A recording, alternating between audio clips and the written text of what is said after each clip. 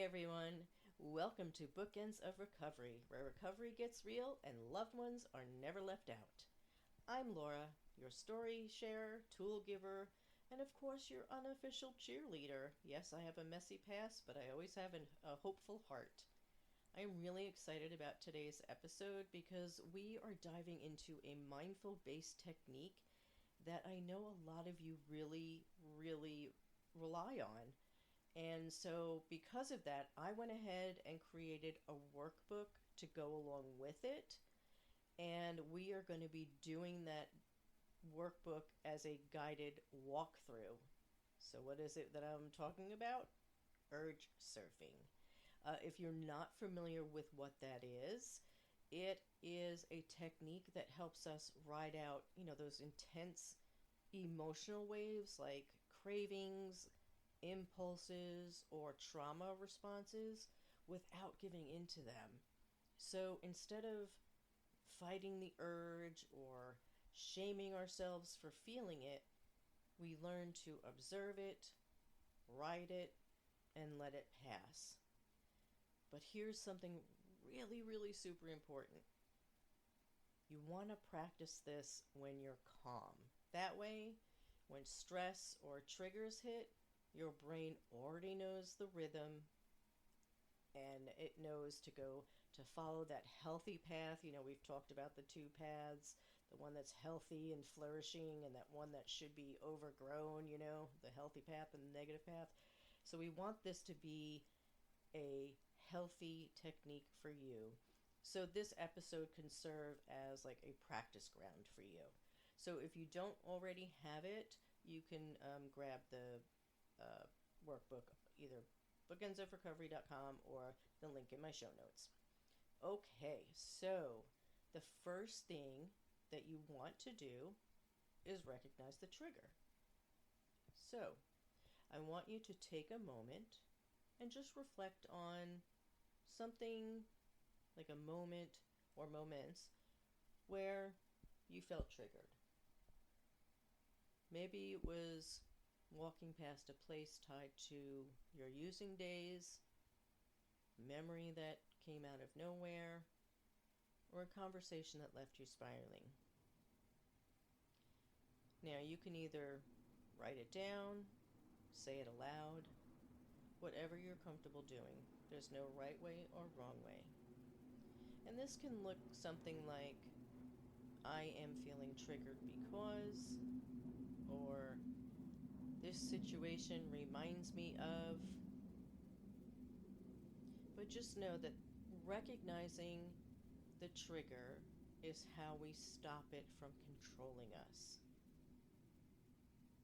I'll give you a moment to do that.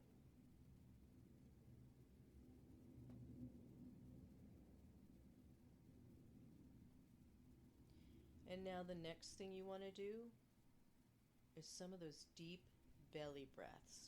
Those ones that reach all the way down into your diaphragm. And we know we're doing a good job when our belly rises and falls. So we want to breathe in through your nose for 4 seconds. And then you're going to hold for 4 seconds. And then you'll exhale through your mouth.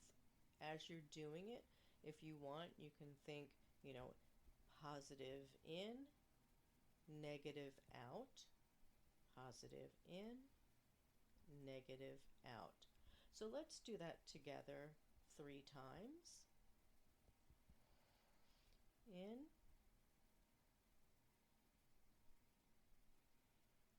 out,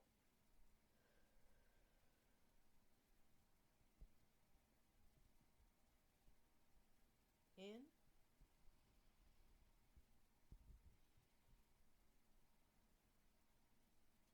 out,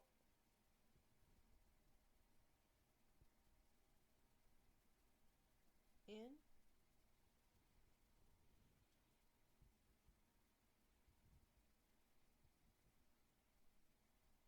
out.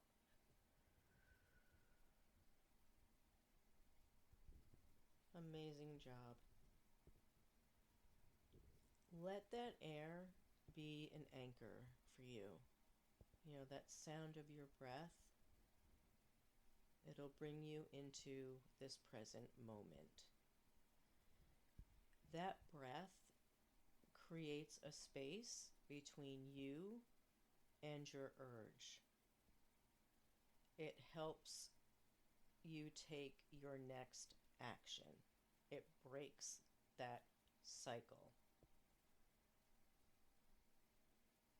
And now I want you to become an observer. So we're going to shift from reacting in the experience to observing from the outside. So I want you to ask yourself, what thoughts are running through my mind?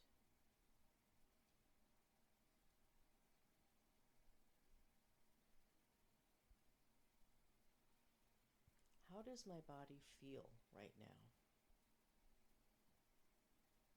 Really notice it. Pay attention to your throat, your chest, your jaw, heart rate.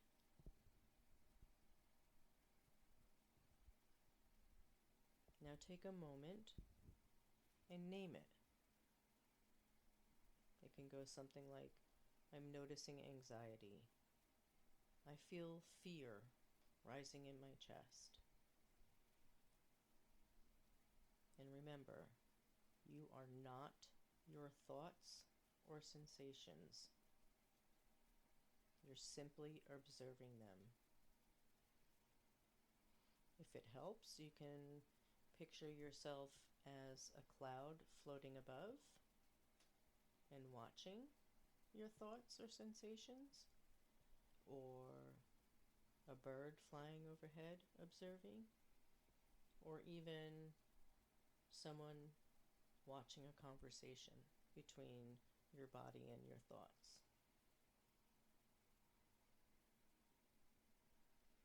Now I want you to picture the urge or the emotion as a wave. What does it look like? Is it a towering ocean swell or a soft ripple? And here we're going to engage all of our senses. What color is it? How does it move? Can you hear the ocean? Can you feel the wind?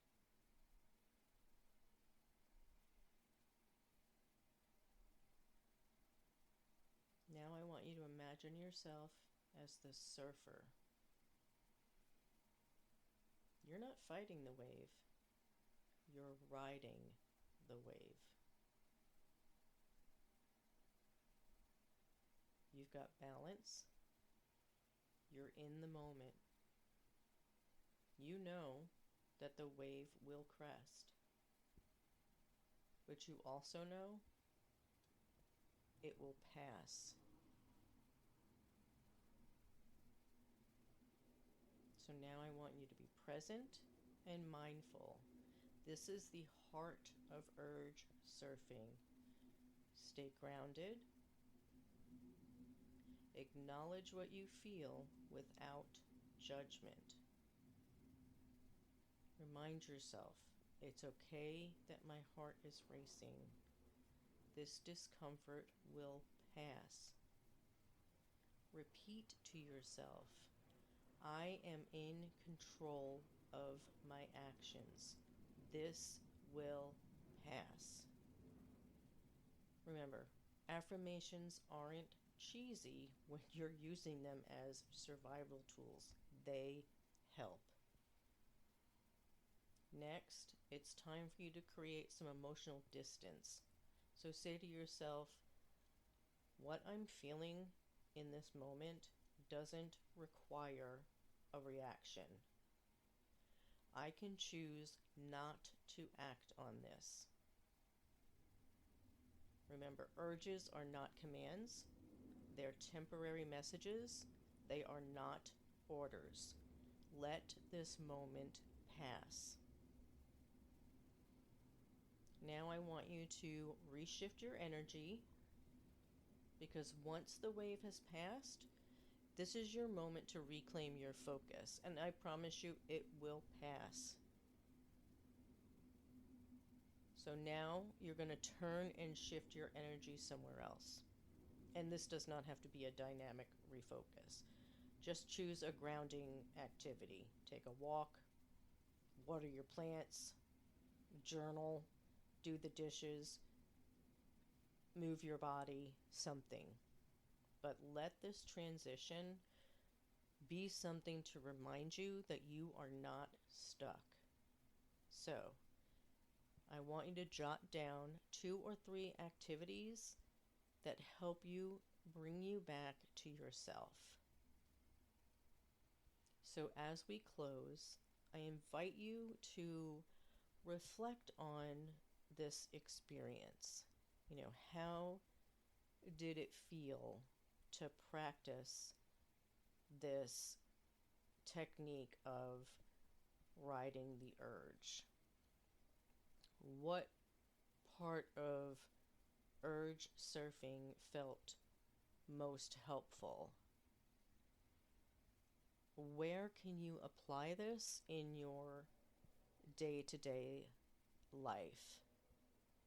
And most importantly, remember, you are not your urges. You have the power to ride them out. Practice this when you are calm, so you're prepared when life decides it wants to throw you that curveball. And if you need someone to cheer you on, I am just a click away. I promise you I am here for you.